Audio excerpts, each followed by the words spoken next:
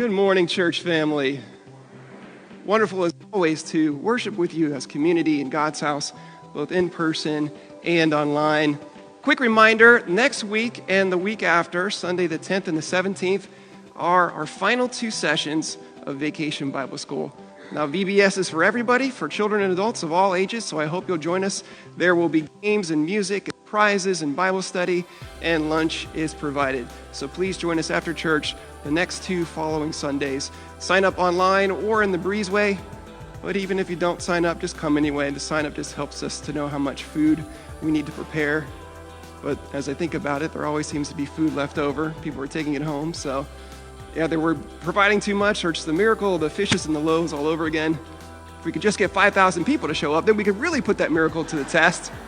So let's go for it, shall we? Speaking of miracles, I want to talk to you about the miracle of God's peace.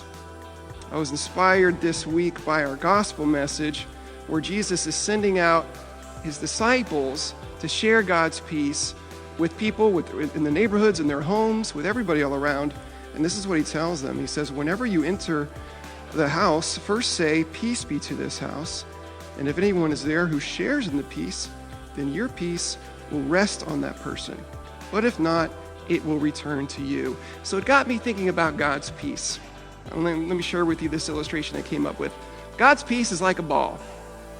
It's fun, it's great to have by yourself, but it's much better to share with others. So here's my peace that God's given me. I'm going to find somebody to share with. I see Pastor over here. I share that peace.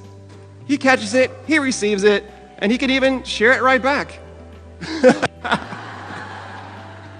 Very good. And he's illustrating another point that once you get it, you can spread it around. You can share it with others. God's peace is meant to be shared. It's wonderful in that way.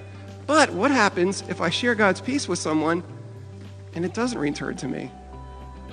Is it over? Is the peace lost? Is the good news come to a screeching halt? Well, thanks be to God, that is not the case. In fact, it says it right here in the end of that verse that I just shared with you, that if anyone who shares in the peace, your peace will rest upon that person. But if not, it will return to you.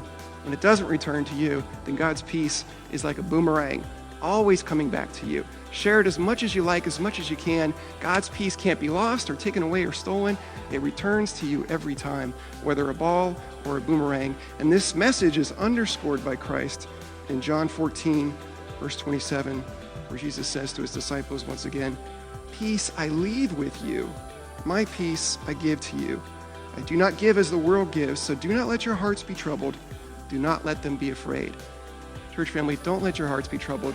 If you give peace and it's not returned, Jesus tells us he's left it with us. It's ours for now and forever. So whether a ball or a boomerang, share it as much as you can, because God's peace always comes back. Amen.